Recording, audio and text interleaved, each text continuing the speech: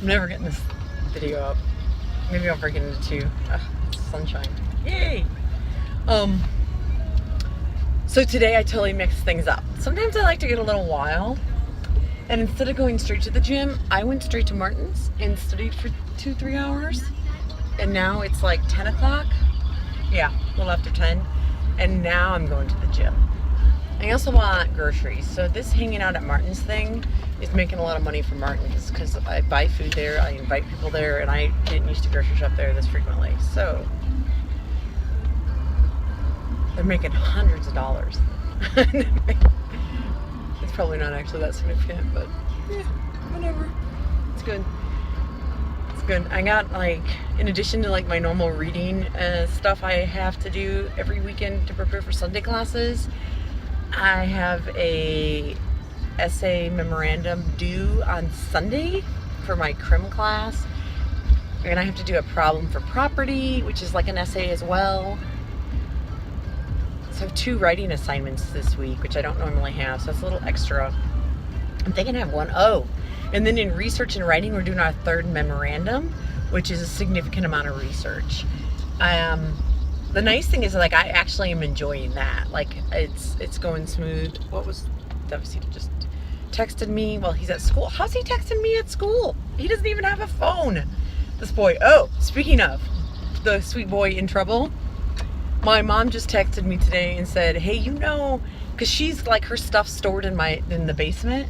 She's like, you know that David has one of my TVs and an alarm clock plugged in down in the basement. So that little boy is probably down there like watching TV when I'm not home. Always. Although all he can watch, we don't have like a cable or satellite or any of that stuff, so he can just watch DVDs if he found a DVD player, which I don't know that we have one. We might though. If so, I'm sure he found it and that's what he's doing. So now I'm at the gym at 10 instead of 7. I'm getting wild up in here.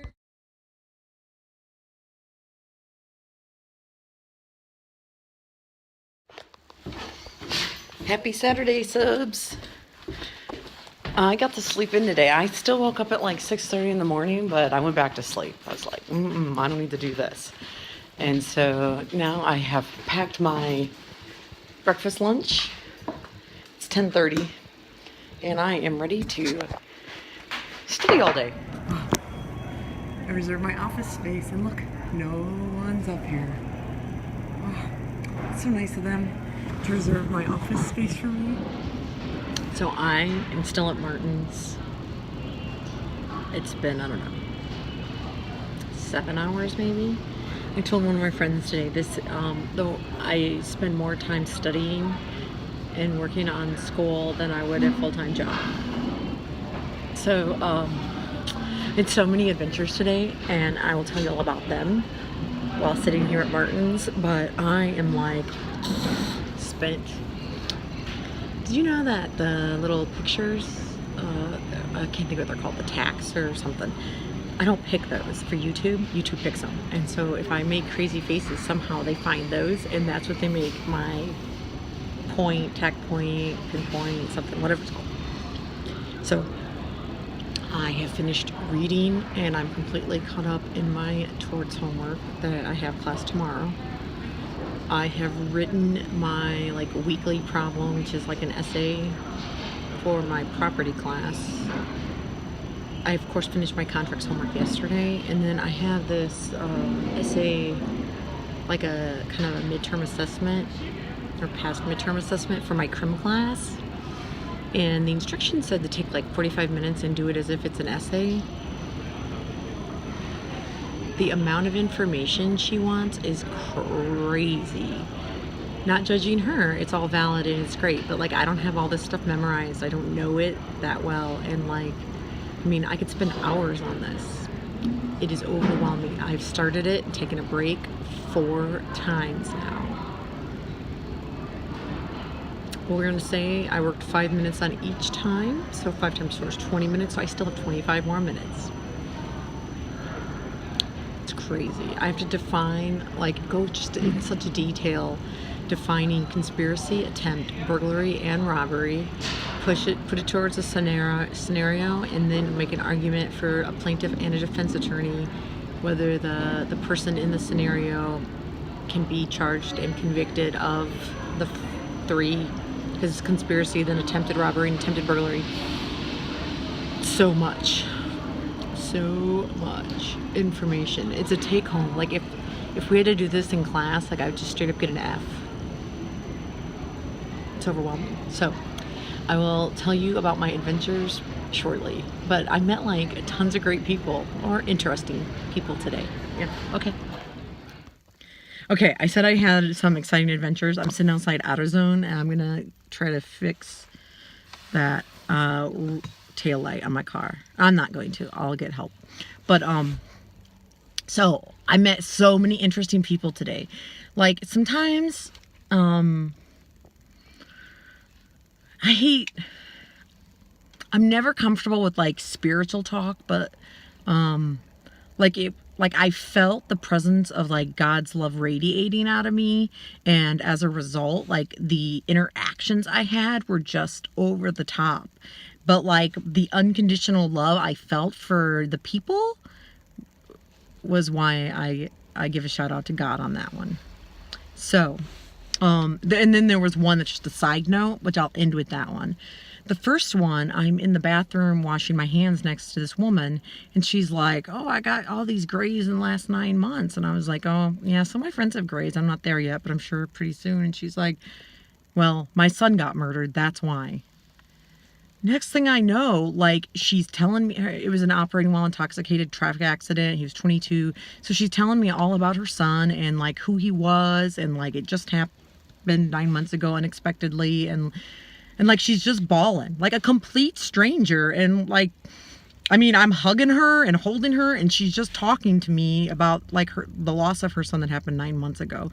And like, it didn't feel inappropriate.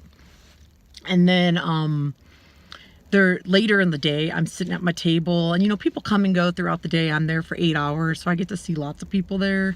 There's some regulars that like we acknowledge each other because we see each other. But today there was this family sitting there, and like they appeared to like they were probably like poor, but it's a man and a woman and 2 children, and the kids are like they're well behaved, like they're kind of active, but they're walking by my table, little girls. I'm like, hi, and talk to her.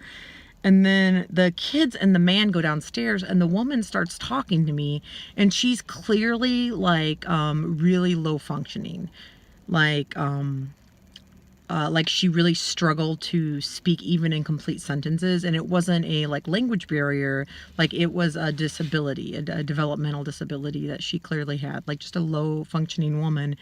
And she's telling me how she lived in the area of what we call here in Elkhart the Hole, where it's close to the river, and it's known for being impoverished. There's a lot of people who rent there. And so the place where she was renting flooded when Elkhart flooded. And so she's been living in a hotel, her and her kids, and that man was her husband, for the last week or two.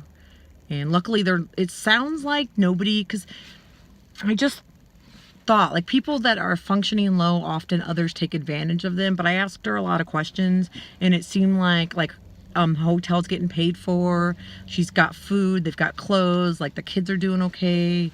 Like, so it sounded like no one's taking advantage of them, except what was really sad was she was aware that she's like everything was okay, and then like 2-3 hours went by, and all of a sudden like the house was flooding.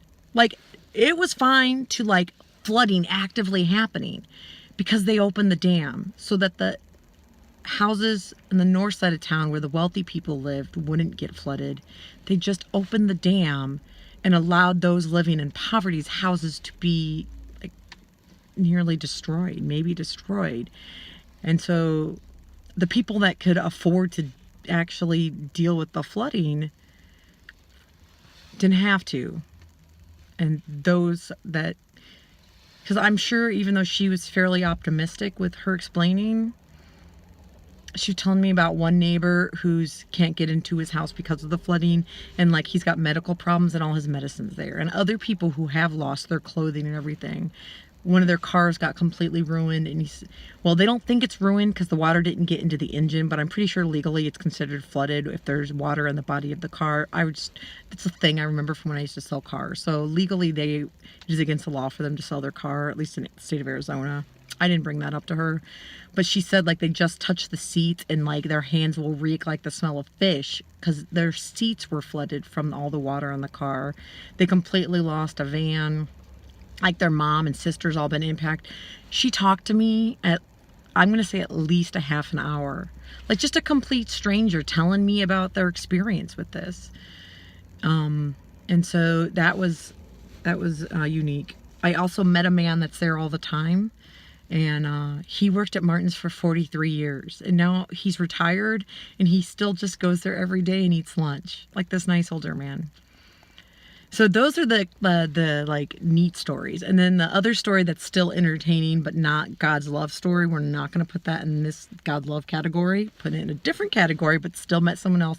I met a gentleman today from Jordan. He was talking like FaceTiming or something with family with a different language, and it was fun to watch him because like his whole face lit up. Like he had a really distinctive facial characteristics, like not I don't want to classify them as attractive or unattractive. I'd probably say unattractive. But I'm just saying distinctive, like very defined facial characteristics.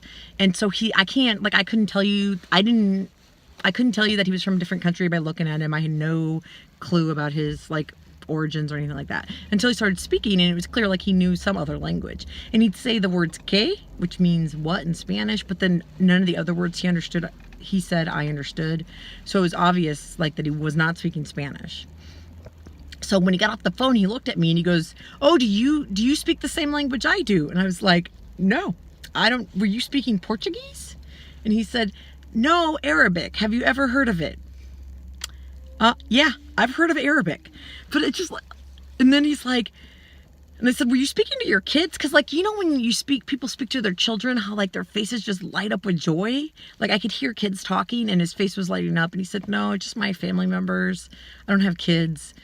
And I said, "Well, he said, what did he say?" He's like, "My family, do you know they speak Arabic in other countries or something?" And I was like, "Yes, I know the Middle East people speak Arabic." "Oh, yes, where are you from the Middle East?" And he's like, "Oh, this town called Jordan." And I'm like, "I've heard of Jordan." It's like he's making assumptions that like no one's ever heard of. It's peculiar.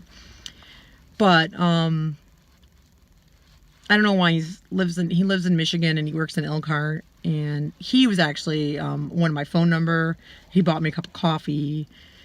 He's not my type, but it was still interesting. Interesting that I met a man from Jordan today among the other people. So that's my day studying. And I got my homework done.